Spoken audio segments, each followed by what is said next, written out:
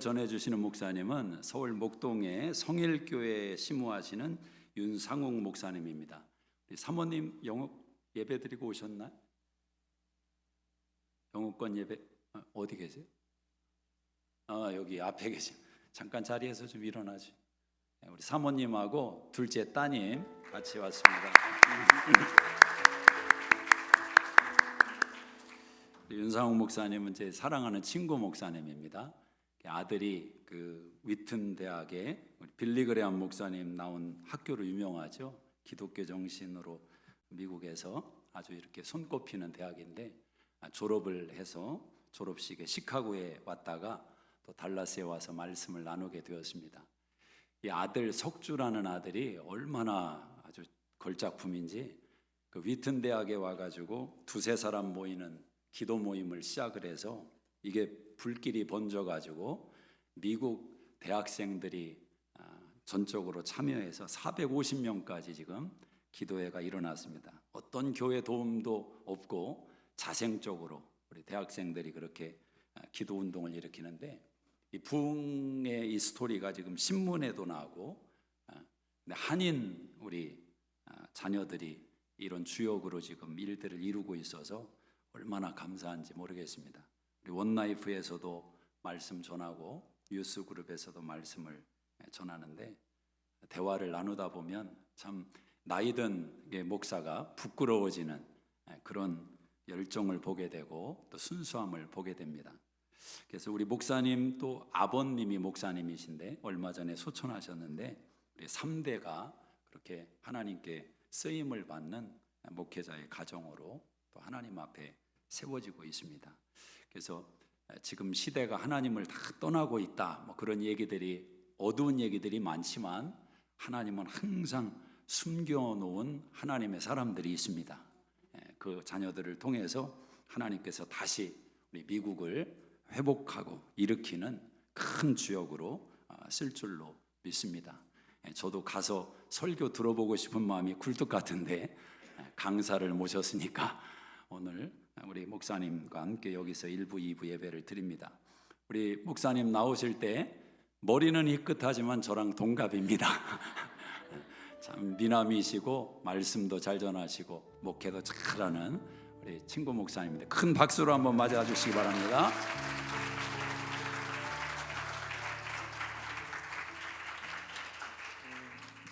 여러분 반갑습니다.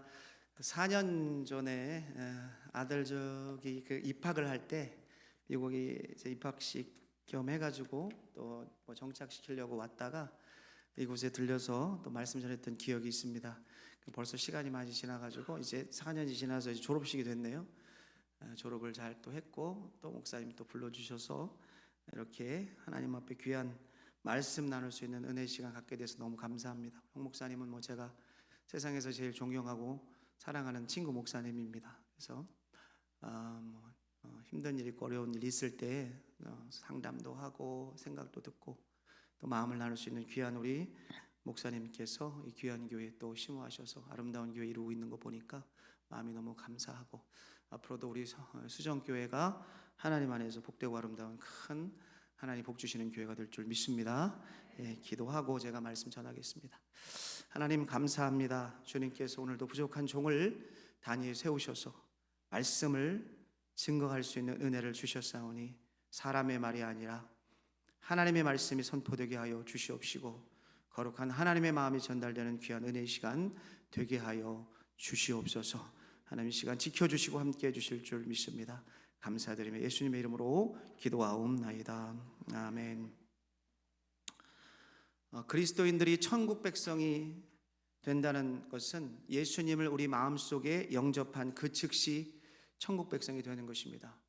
우리가 흔히들 생각할 때 천국 백성 그러면 그냥 피상적으로 인생의 여정을 살다가 육신의 장막을 벗고 나서 그 다음에 천국에 가면 천국 백성이 되는 거 아니냐라고 생각하기가 쉽지만 그렇지 않죠. 우리가 천국 백성이 되는 그 때는, 그 시기는 언제냐? 예수님을 우리가 영접하고 그분을 나의 주인으로, 그분을 왕으로, 예수님 영접하기 전에는 세상 사람으로 세상의 가치관과 세상의 정신과 또 세상과 더불어 살아가는 사람이었는데 예수님 영접하고 나니까 우리의 마음속의 주인이 예수님이 되는 것입니다. 우리의 마음속의 왕이 예수님이 되는 줄 믿습니다. 그분을 왕으로 모시고 살아가는 인생, 그것이 바로 천국 백성이기 때문에 단순히 인생의 여정을 다 지나서 천국에 갔을 때 그때 천국 백성이 되는 것이 아니라 천국 백성이 되는 것은 예수님을 영접한 즉시 천국 백성이 되는 은혜가 있게 되는 줄 믿습니다.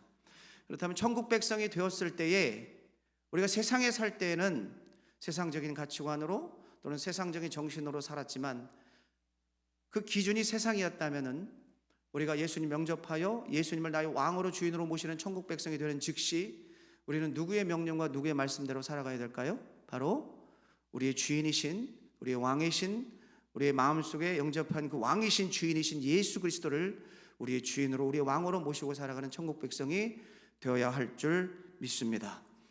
우리가 천국 백성이 되었을 때에 하나님께서 반드시 우리에게 주시는 것이 있는데 뭐냐면 천국 백성으로, 왕이신 하나님의 백성으로 살아가는 우리에게는 하나님께서 사명을 주십니다. 그것이 어떤 모양의 것이든지 분명한 사명을 하나님께서 주신다는 것입니다. 우리의 각자의 다양한 상황과 환경과 처지가 다 다르지만 그러나 그 상황과 환경과 처지 속에서 주시는 하나님의 사명이 분명히 있다는 것입니다. 나에게 말씀하시는, 나의 왕이시고 나의 주인이신 그 하나님께서 나를 천국 백성 삼으셔서 나에게 주신 그 사명이 분명히 있다는 것이죠. 그 사명의 길이 좋은 길이든 좋지 않게 보이는 길이든 그것이 아름다워 보이는 길이든 때로는 그것이 아름다워 보이지 않는 길이든 간에 여러분, 그것이 고난의 길이든 그것이 어떠한 모양의 길이든 간에 그리스도인들은 하나님의 말씀대로 그 사명을 쫓아 살아가야 될 그러한 인생인 줄 믿으시기를 주님의 이름으로 축원합니다. 성경에 보면은 많은 위대한 인물들은 바로 그런 인생을 살아갔던 사람입니다. 주님의 사명을 받고 하나님의 사명을 받고 인생의 여정을 살아가면서 그 사명을 감당하기 위해서 때로는 이런저런 어려운 일과 고통과 고난의 길이 있었지만 그럼에도 불구하고 그 말씀 부여잡고 주님 앞에 나아가 하나님 뜻대로 살아갔을 때 하나님께서 그 인생을 사명 감당하는 승리의 인생, 성공의 인생으로 만들어 주신 줄 믿습니다. 오늘 이 본문의 말씀은 예수님께서 제자들과 대화하는 내용인데 제자들에게 예수님께서 뭐라고 말씀하시냐면 이제 내가 때가 됐으니 이제 십자가 져야 된다. 고난을 당하고 이제 십자가 져야 될 때가 되었다라고 자신의 사명을 말씀하시는 가운데 이루어지는 내용입니다. 자, 그때 이제 주님께서 21절을 보면 이렇게 말씀하십니다. 이때로부터 예수 그리스도께서 자기가 예루살렘에 올라가 장로들과 대제사장들과 서기관들에게 많은 고난을 받고 죽임을 당하고 제3일에 살아나야 할 것을 제자들에게 비로소 나타내시니 정확한 하나님의 사명, 다시 말하면 예수 그리스도의 정확한 이 땅에 오신 사명을 나타내고 말씀하셨다는 것입니다. 자, 그러면서 이제 베드로와의 대화가 나오기 시작하죠. 우리는 오늘 이 베드로와 예수님과의 대화를 통해서 오늘을 살아가는 제자인, 그 당시 2000년 전에 예수님을 쫓았던 제자들과의 대화, 베드로와의 대화뿐만이 아니라 오늘을 살아가는 현대 그리스도인 우리들과의 하나님이 원하시는 대화, 다시 말하면 우리에게 주시는 사명이 무엇이고 우리는 그 사명을 어떤 태도로 감당해야 하는지 그 교훈이 분명히 우리의 마음속에 심어지게 되는 줄 믿습니다. 우리가 하나님의 백성으로서 어떻게 사명을 감당해야 되는가? 오늘 이 시간에 여러분, 하나님의 백성으로서, 하나님의 제자로서, 하나님을 따르는 사람으로서 우리 각자에게 주어진 그 사명을 우리는 과연 어떻게 감당해야 하겠습니까? 자, 오늘 첫 번째 귀한 교훈 한번 따라하시면 감사하겠습니다. 자기를 부인하고 예수님만을 따라가야 합니다. 자, 오늘 베드로는 예루살렘에 올라가서 내가 십자가를 져야 한다는 예수님의 말씀에 어떤 태도를 가지고 있는가? 우리 본문을 보면은 베드로는 굉장히 감정적이고 인간적인 이야기를 하는 것을 보게 됩니다. 다시 말하면 베드로는 예수님 앞에서 사람의 일을 이야기하는 것입니다. 22절의 말씀에 이런 말씀이 있습니다. 베드로가 예수를 붙들고 항변하여 이르되 주여 그리 마옵소서, 이 일이 결코 주께 미치지 아니하리이다. 예수님, 십자가형이 얼마나 고통스러운 길인지 아시잖아요. 로마의 군인들이 죄인들을 십자가에 못 박을 때 그들의 살이 어떻게 지키고 어떻게 피를 흘리고 어떤 고난을 받고 어떤 고통을 받아서 죽게 되는지 분명히 우리는 알고 있는데, 어떻게 우리가 사랑하는 주님이, 어떻게 우리가 존경하는 주님이 이 십자가를 질 수 있게 했단 말입니까? 예수님, 저희는 결코 그걸 보지 못합니다. 예수님, 결코 이 일이 주 앞에 미치지 아니했으면 좋겠습니다. 이 일이 미치지 아니하리이다. 사실 베드로의 이야기는 어떻게 보면은 대단히 솔직한 자신의 감정을 이야기한 것입니다. 어떻게 생각해 보면 그거는 나쁜 말이 아니죠. 그래서 베드로의 입장에서 볼 때는 그건 억울한 것일 수 있습니다. 근데 예수님은 베드로에게 뭐라고 말씀하셨냐면 23절을 보니까 이렇게 말씀하십니다. 예수께서 돌이키시며 베드로에게 이르시되 사탄아, 내게로 물러가라. 너는 나를 넘어지게 하는 자로다. 네가 하나님의 일을 생각지 아니하고 도리어 사람의 일을 생각하는도다. 예수님이 베드로에게 뭐라고 말씀하셨다고요? 사탄이라는 말을 쓰시면서까지 사탄아, 내게로 물러가라고까지 말씀을 하시는 것입니다. 그리고 너는 나를 넘어지게 하고 하나님의 일을 완성하지 못하게 하며 하나님의 사명을 감당하지 못하게 하는 자다. 네가 왜 사람의 일을 생각하느냐? 나는 십자가를 져야 되고 십자가를 지기 위해서 이 땅에 왔고 십자가를 지는 것이 내 사명이라고 예수님은 말씀하고 있는 것이죠. 자, 그렇다면 여기서 예수님이 말씀하시는 사람의 일은 어떤 모양이고 하나님의 일은 어떤 모양일까? 예수님이 말씀하시는 사람의 일이라는 것은 어떤 일이고 하나님의 일이라는 것은 어떤 일인가? 우리는 베드로와 예수님의 그 대화를 통해서, 특별히 예수님께서 말씀하신 그 말씀을 통해서 분명한 차이를 깨닫게 됩니다. 여기서 사람의 일이라는 것은 베드로의 자신의 감정과 자신의 생각과 자신의 판단으로 추구하는 일을 이야기하는 것입니다. 예수님이 이 땅에 오셔서 십자가를 지시고 온 인류를 구원해야 될 그 놀라운 큰 그림을 베드로는 보지 못하는 것입니다. 우리가 존경하는 예수님이 어떻게 그 십자가를 지실 수 있겠느냐? 인간적인 생각을 하는 것입니다. 자기 생각을 하는 것이죠. 자기 기분을 말하는 것입니다. 그리스도께서 이 땅에 오신 그 본질적인 목적, 십자가를 져야 될 그 목적, 그 일을 생각하지 않고 베드로는 개인적인 감정과 개인적인 생각과 개인적인 판단으로 그것을 놓쳐버리는 것입니다. 그러므로 오늘을 살아가는 예수 믿는 사람들은 사명을 감당하기 위해서 여러분 중요한 교훈이 있습니다. 한번 따라하시면 감사하겠습니다. 하나님의 사명은 자신의 감정이나 자신의 생각이나 자신의 기분이 아닙니다.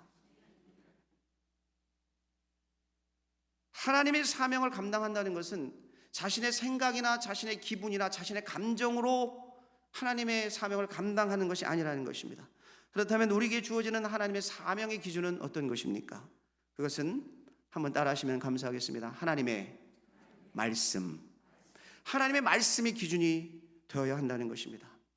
오로지 하나님의 말씀만이 우리의 인생의 기준이 되고 우리의 인생의 척도가 되고 우리 삶의 여정의 유일한 기준, 바로 하나님의 말씀인 줄 믿습니다.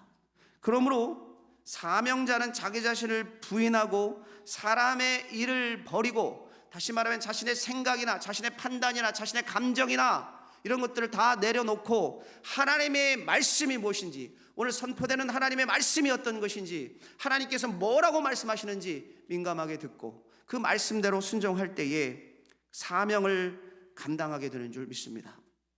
예수님이 말씀하시는 하나님의 일, 성부 하나님의 명령받고 그 말씀대로 이 땅에 오셔서 어떤 고난이 오든지 어떤 고통이 오든지 십자가를 지시는 일이었습니다. 그 십자가를 지시는 것, 그 십자가에서 자신의 사명을 감당하는 것. 여러분, 이 세상에서 십자가 지고 싶은 사람이 누가 있겠습니까? 십자가에 올라가면은 우리는 잘 모르지만, 여러분, 우리가 보는 영화라든지 또 그 의학적인 지식이라든지 이런 걸 우리가 통해서 볼 때에 십자가에서 올라가서 찢기고 피 흘리고 온갖 만신창이게 된 그러한 십자가, 그러한 고통을 누가 감당하고 싶겠습니까? 그래서 예수님도 겟세마네에서 너무나 고통스러워서, 너무나 힘들어서, 미래에 일어날 그 십자가의 고통이 너무 선명해서 아버지, 할 수 있거든, 이 잔을 내게서 옮겨 주십시오. 근데 예수님의 기도는 거기서 끝나지 아니하고 더 나아가서, 그러나 내 뜻대로 마시고 아버지의 뜻대로 되기를 원하나이다. 주님의 말씀 앞에 집중하여 그 사명을 감당하기 위하여 십자가로 나아간 것입니다. 십자가로 나아간 것입니다. 십자가를 향하여 한 발 한 발 나아갔던 것입니다. 그러므로 여러분, 우리가 사명을 감당할 때에 분명한 하나님의 선명한 말씀이 주어진다면 우리가 조심해야 될 것은 무엇이냐? 그것은 감정입니다. 우리의 기분입니다. 우리 자신의 생각이나 판단입니다. 이러한 감정들, 우리가 주의를 한다고 그러면서 분명한 선명한 하나님의 말씀이 있음에도 불구하고 우리 개인적인 감정에 하나님의 사명을 맡게 되는 경우도 있죠. 개인적인 기분이 맡게 되는 경우도 있고, 우리의 개인적인 판단, 생각들이 하나님이 원하시는 사명을 감당하지 못하게 하는 그러한 경우도 있습니다. 내 생각과 내 자신의 판단과 내 기분과 내 감정이 여러분 하나님의 사명을 막는 영적인 오류일 수 있다는 사실을 우리가 기억해야 한다는 것입니다. 그러므로 참된 그리스도인은 자신의 감정을 의지하지 않습니다.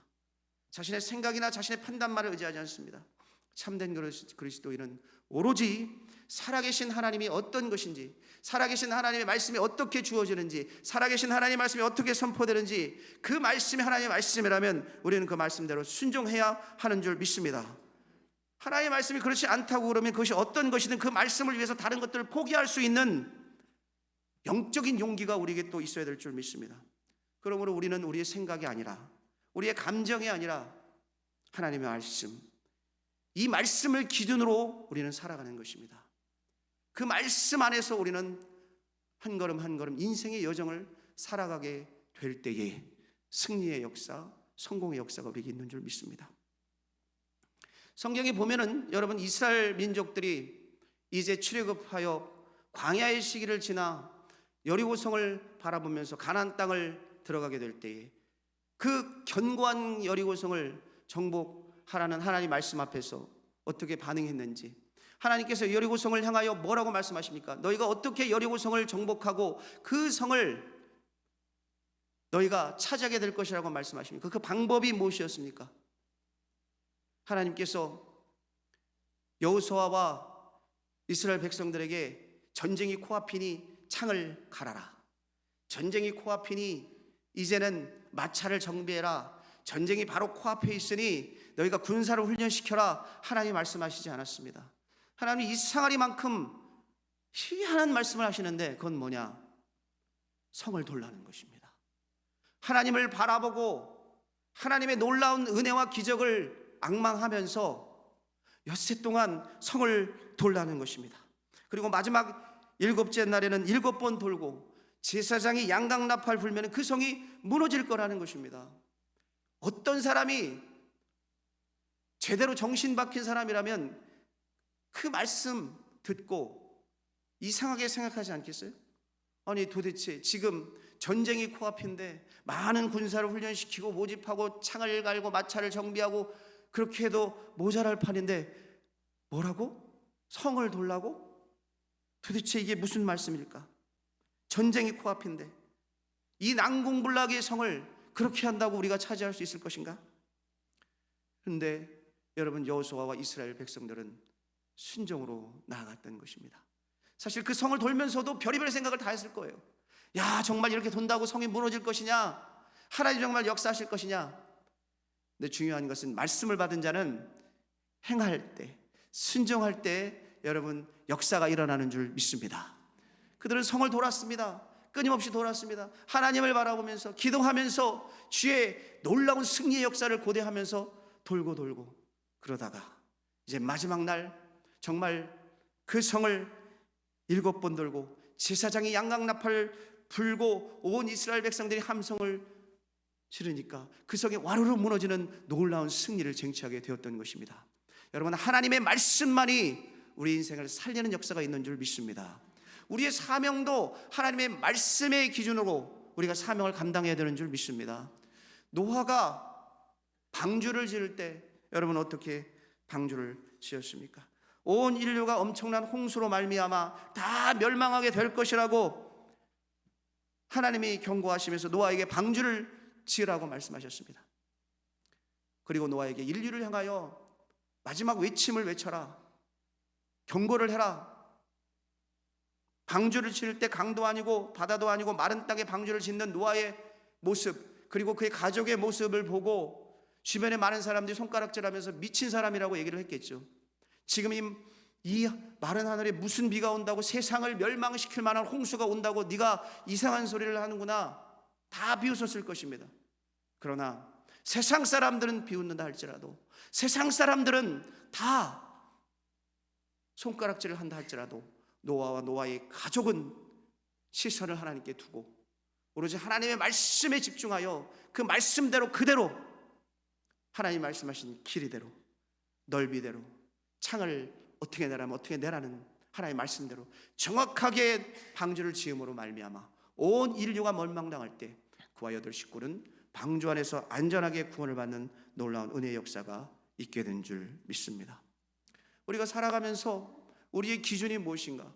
여러분, 우리의 감정이나 생각이나 우리의 판단이나 다른 사람의 소리나 이것이 중요한 것이 아니라 여러분, 우리는 오로지 하나님의 말씀 앞에 집중해야 할 줄 믿습니다.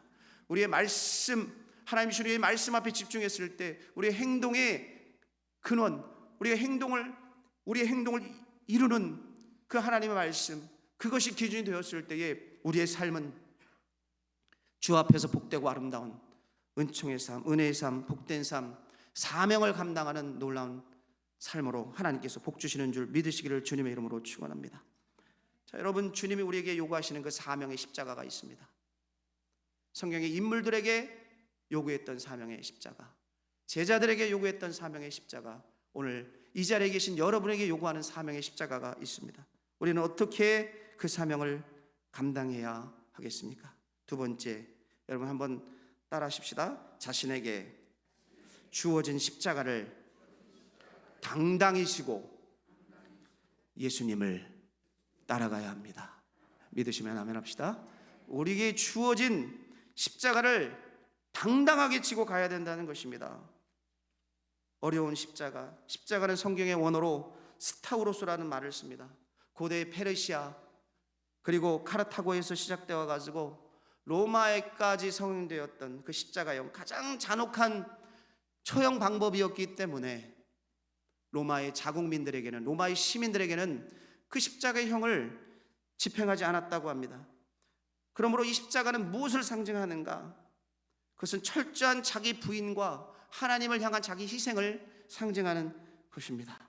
철저한 자기 부인, 철저한 완전한 자기 희생, 십자가는 그것을 상징하고 있다는 것이죠.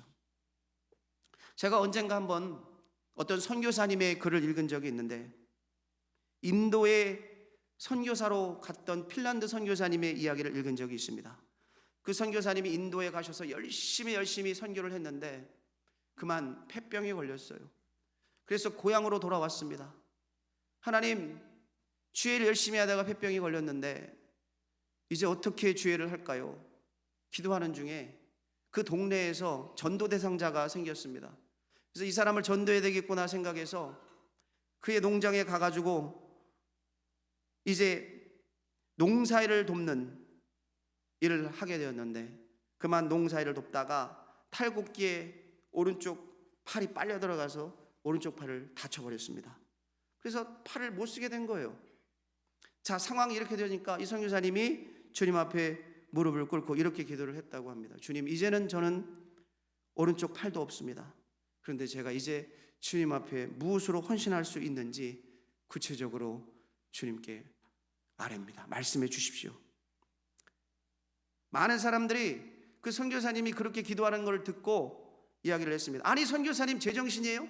지금 주일에 헌신한다고 저기 인도까지 가셔가지고 그 고생해가지고 주님 일을 하셨는데 폐병까지 안고 그렇게 고향으로 돌아오셨다가 주변에 있는 전도 대상자 만나가지고 그 일 돕다가 팔까지 다치셨는데 이제는 기도하는 게 나머지 것으로 어떻게 주님을 도울 수 있는지, 그런 기도가 나옵니까?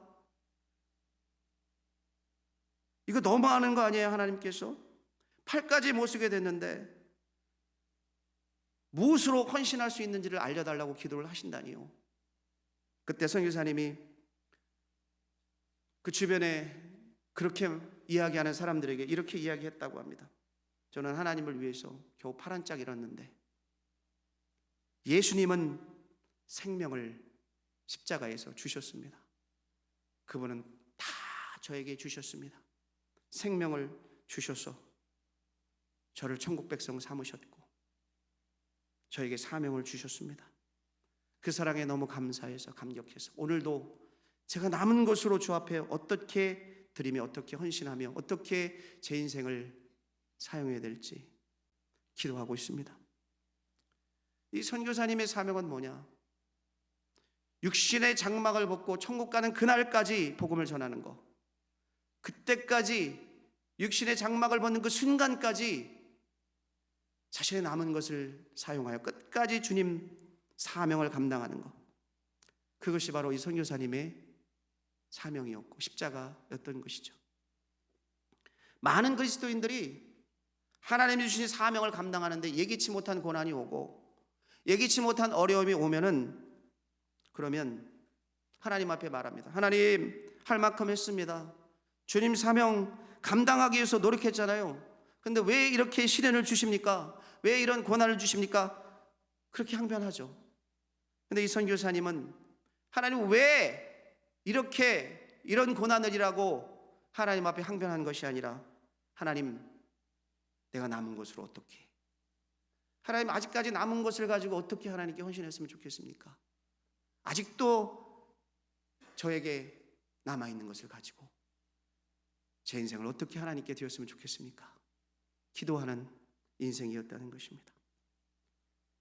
여러분, 하나님께서 우리에게 요청하시는 사명을 감당하는 데 있어서 기억해야 될 아주 중요한 성경 말씀이 있습니다. 이 말씀은 제가 여러분들과 함께 한번 찾기를 원하는데 고린도후서 5장 14절로부터 17절까지의 말씀입니다. 같이 한번 찾아보겠습니다. 고린도후서 5장 14절에서 17절의 말씀. 자, 같이 한번 찾으셨으면 봉독하겠습니다. 고린도후서 5장 14절로부터 17절까지의 말씀입니다. 자, 시작. 그리스도의 사랑이 우리를 강권하시는도다. 우리가 생각하건대 한 사람이 모든 사람을 대신하여 죽었은즉 사람이 죽은 것이다.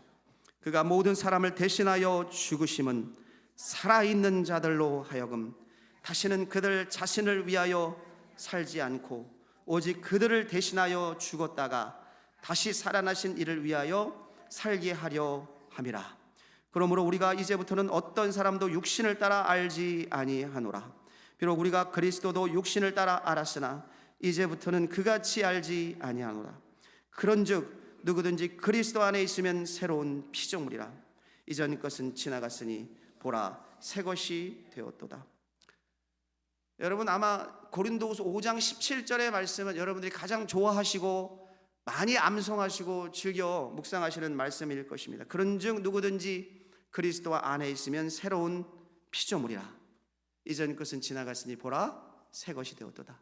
이 말씀 여러분 암송하시고 묵상하실 때 어떻게 암송하시고 묵상하십니까? 무엇을 생각하십니까? 많은 분들이 이 말씀의 의미를 이렇게 생각을 하죠. 내가 예수님 믿기 전에는 세상 사람이었는데 예수님의 그 놀라운 십자가의 은혜로 내가 새로운 피조물이 되었다. 새로운 피조물이 되었다는 것은 이제는 천국에, 영원한 천국에 갈 수 있는 천국 백성이 되었고 그 영원한 천국, 그 놀라운 영원한 나라, 그 나라를 소망을 가지고 살아가는 피조물로 내가 새롭게 태어났구나. 그래서 나는 천국행 티켓을 내가 가지고 살아가고 있다. 하나님 아시죠? 나는 천국 갈 수 있습니다. 나는 천국행 티켓을 주의 은혜로 받은 자입니다. 십자가에서 땄어요. 하나님, 나는 새로운 피조물입니다. 많은 분들이 어쩌면 이렇게 생각하고 있는지 모르겠습니다. 그러나 이 구절은 결코 그렇게만 해석할 구절이 아닙니다. 왜냐하면 이 구절이 시작할 때의 그런즉이라는 접속사를 주목하십시오. 그런즉, 14절에 뭐라고 되어 있습니까? 그리스도의 사랑이 우리를 강권하시는도다. 우리가 생각하건대 한 사람이 모든 사람을 대신하여 죽었은즉 모든 사람이 죽은 것이라. 한 사람이 누굽니까? 여기서 바로 예수 그리스도를 말하는 것이죠. 예수 그리스도가 모든 사람, 여기 있는 여러분들, 저 박 집사님, 김 집사님, 이 집사님, 여기 수정교에 앉아있는 모든 분들을 위해서 죽으신 것입니다. 그런데 여기 앉아 계신 박 집사님, 김 집사님, 이 집사님을 향하여 십자가에 죽으신 예수 그리스도의 분명히 선포하시는 십자가의 목적은 단순히 우리가 천국행 티켓을 따서 천국 가는 인생, 그 은혜만을 누리며 사는 인생으로 끝나는 것이 아니라 15절을 같이 읽겠습니다. 15절 시작. 그가 모든 사람을 대신하여 죽으심은 살아있는 자들로 하여금 다시는 그들 자신을 위하여 살지 않고 오직 그들을 대신하여 죽었다가 다시 살아나신 이를 위하여 살게 하려 함이라. 이것이 십자가의 목적인 줄 믿습니다. 여러분, 물론 십자가는 우리를 영원한 천국으로 인도하시는 하나님의 놀라운 은혜입니다. 그러나 그 십자가는, 그 십자가의 의미는 거기서 멈추는 것이 아니라 오늘을 살아가는 우리에게 다시는 너희 자신을 위하여 살지 않고 이제는 너희를 위해서 죽었다가 다시 사신 예수 그리스도를 위한 삶을 살라고 하나님께서 십자가에 죽으셨다는 것입니다. 그러므로 우리의 소망이 내세 있지만, 그러나 천국 백성이 되는 그 즉시 내가 예수 그리스도를 영접하여 내 인생의 왕으로, 내 인생의 주인으로 예수님을 영접한 그 즉시 우리의 천국 백성으로서의 인생의 여정이 시작되는 그 즉시 우리는 오로지 예수님의 말씀을, 하나님의 말씀을 인생의 기준으로 삼고 그분의 말씀 뜻대로, 그분이 말씀하시는 대로, 그 뜻대로 나를 위해 주신 그분을 위하여 여러분 사는 인생이 되어야 할 줄 믿습니다. 그러므로 여러분, 예수님께서 선택하신 모든 당신의 제자들을 향한 목적은 이제는 하루하루 살아가는 인생의 여정을 통하여 내가 너를 천국 백성 삼았기 때문에 분명한 인생의 목적을 깨닫고 그 사명을 깨닫고 주님 뜻대로 그 사명 감당하여 하루하루 그 십자가를 향하여 나아가라는 것입니다. 그 십자가를 향하여 전진하라는 것입니다. 우리의 삶 속에 우리의 왕 되신 주님, 주인 되신 주님의 그 십자가의 놀라운 은총을 선포하며 우리의 삶 속에 그 사명을 감당하며 나아가라는 것입니다. 그러기 위해서는 여러분, 우리가 우리 자신을 십자가에 못 박아야 되겠죠. 예수 그리스도와 함께 우리의 정욕과 탐심을 십자가에 못 박고 십자가를 통과한 사람으로서, 십자가를 통과하기 전에는 세상적인 관점과 세상적인 가치관과 세상적인 정체성을 가지고 살아갔던 사람으로서 살아가다가 이제는 십자가를 통과하여 그 중심이 세상적인 중심에서 예수 중심으로 변화된 인생이 된 줄 믿습니다. 예수 믿는 사람은 그 중심이 변화되는 것입니다. 과거에 예수님 만나기 전에는 세상적인 관점에서 살다가 예수님 만나고 그 십자가를 통과하여 나아갔을 때 바로 하나님 관점에서, 하나님 말씀 관점에서, 성경적인 관점에서, 성경적인 세계관 안에서, 하나님 안에서 살아가는 그러한 새로운 피조물이 된 줄 믿습니다. 세상 사람들은 세상 중심으로 살아가죠. 세상 사람들은 살아가면서 자신의 집을 짓습니다. 그래서 세상 사람들은 그 가치관과 그 정체성이 세상의 정신에 있기 때문에 세상 사람들이 나를 어떻게 봐줄까, 내가 세상에서 어떻게 위대하고 어떤 훌륭한 인물로 비춰져야 할까, 그렇게 고민하면서 살고 그걸 추구하면서 살다 보니까 야, 이 세상에서 좀 떵떵거리고 살 수 있는 그러한 사람으로 사는 방법이 무엇이 있을까 생각하다가 야, 돈이구나, 세상적인 재물이구나 생각하고 평생 동안 재물을 쫓고 쫓아서 자신의 집을, 재물의 집을 어느 정도 완성하고 나니까 그 다음에 갑자기 심장마비로 죽는 분들이 있어요.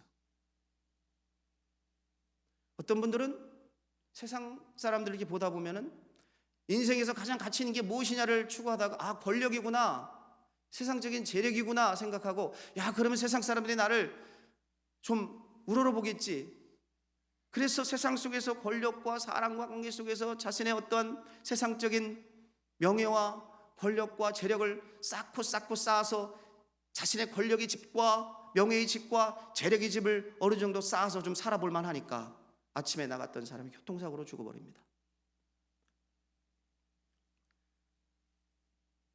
그동안 쌓아놨던 모든 것이 무슨 소용이 있을까요? 그러나 여러분, 예수 믿는 사람들은 그런 집을 짓는 것이 아니라 오로지 믿음의 집을 짓는 줄 믿습니다. 믿음의 집을 짓고 하나님께 나아가는 줄 믿습니다. 우리에게 하나님 주신 모든 축복은 믿음의 집을 짓는 도구일 뿐입니다. 우리에게 주시는 하나님의 모든 재력과 모든 부귀와 모든 성공과 인생의 모든 것들은 예수님의 집을 짓는, 믿음의 집을 짓는 통로이고 채널이 되는 줄 믿습니다. 고린도전서 10장 31절에 이런 말씀이 있습니다. 제가 한번 읽어드릴게요. 너희는 먹든지 마시든지 무엇을 하든지 다 하나님의 영광을 위하여 하라. 빌립보서 1장 20절과 21절에 이런 말씀이 있습니다. 나의 간절한 기대와 소망을 따라 아무 일에든지 부끄러워하지 아니하고 지금도 전과 같이 온전히 담대하여 살든지 죽든지 내 몸에서 그리스도가 존귀하게 되게 하려 하나니 이는 내게 사는 것이 그리스도니 죽는 것도 유익함이라. 우리가 어떤 처지에 있든지 어떤 상황에 있든지 부하든지 빈곤하든지 건강하든지 병들었든지 어떤 상황에 있든지 어떤 처지에 있든지 우리는 오로지 예수 그리스도를 위한 삶, 예수 그리스도의 십자가를 위한 그 사명의 십자가를 지고 가는 삶을 살아야 할 줄 믿습니다. 단순히 이런 영역에서뿐만이 아니라 저런 영역에서뿐만이 아니라 교회 안에서 생활할 때뿐만이 아니라 교회 안에서나 밖에서나 어디서나 모든 영역에서, 우리 가정에서, 직장에서, 사업에서, 여러분의 삶의 모든 상황 속에서 어디서나 어느 때나 우리는 그리스도를 따르는, 그리스도의 십자가를 추구하는, 예수 그리스도의 십자가를 위해서 나아가는 여러분 주의 제자, 주의 백성으로 여러분을 부르신 줄 믿습니다.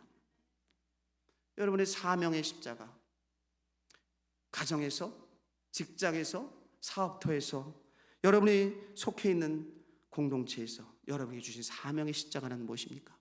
지금까지 60, 70, 80, 90 더 나가서 100살을 산다 할지라도 사명을 잊고 살아가면 여러분 그것은 반쪽짜리 그리스도인밖에 되는 것이 아닙니다. 주님은 오늘 본문 속에서 베드로에게 이야기하십니다. 베드로는 예수님의 사명을 오해했습니다. 주님, 어떻게 그렇게 힘든 십자가를 주님이 지시려고 하십니까? 그 처참한 십자가 올라가시면 만신창이가 되는데 그걸 왜 지시려고 하세요? 주님이 네가 하나님의 일을 생각하지 않고 사람의 일을 생각하는구나. 내가 그 십자가 때문에 이 땅에 왔고 내가 그 십자가를 지기 위해서 이 땅에 왔고 나는 그 십자가를 향하여 오늘도 한 걸음 한 걸음 나아가야 한단다. 그 십자가를 향하여 나아가야 된다. 그리고서 오늘 사는 현대 그리스도인들에게 우리가 잊지 말아야 될 대단히 중요한 말씀 한 가지를 말씀하십니다. 오늘 본문 말씀인데 마태복음 16장 24절입니다. 이에 예수께서 제자들에게 이르시되 누구든지 나를 따라오려거든 자기를 부인하고 자기 십자가를 지고 나를 따를 것이니라. 단순히 그 당시 2000년 전 예수님 주변에 있었던 제자들에게 하신 말씀이 아니라 오늘 이 말씀은 오늘 살아가는 오늘 수정교회 모든 그리스도인들에게 동일하게 적용되고 말씀하시는, 선포하시는 하나님의 마음인 줄 믿습니다. 여러분들에게도 동일하게 주님이 말씀하시는 것이죠.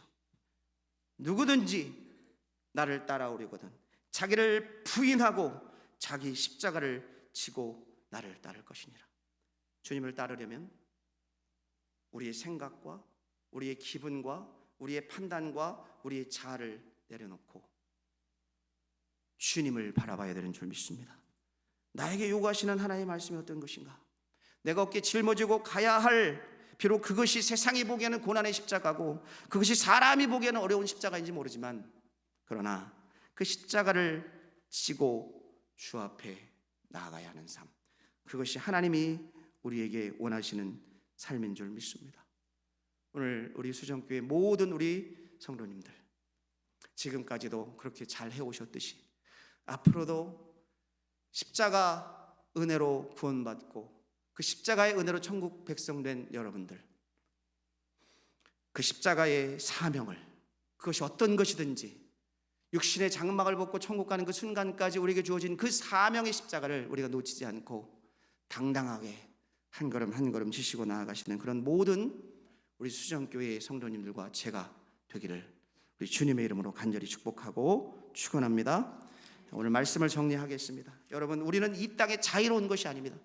어떤 사람이 이 땅에 올 때 하나님, 저는 어느 가문에 하나님 그 집의 둘째 딸로 첫째 아들로 태어나기를 원합니다. 그래서 온 사람이 누가 있습니까? 아무도 그렇게 자의적으로 온 사람 없어요. 하나님이 보내셔서 이 땅에 온 줄 믿습니다.